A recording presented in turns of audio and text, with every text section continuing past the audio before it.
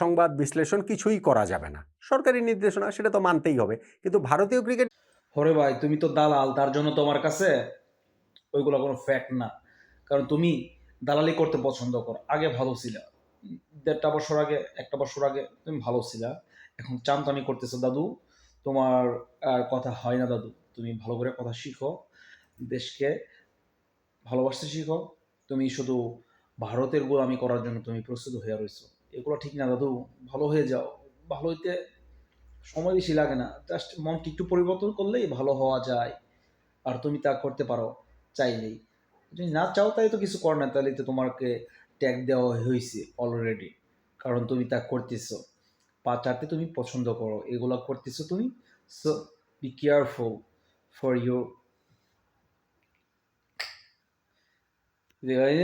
না, তা না হলে কিন্তু দেশের মানুষজন তোমাকে খাবে না।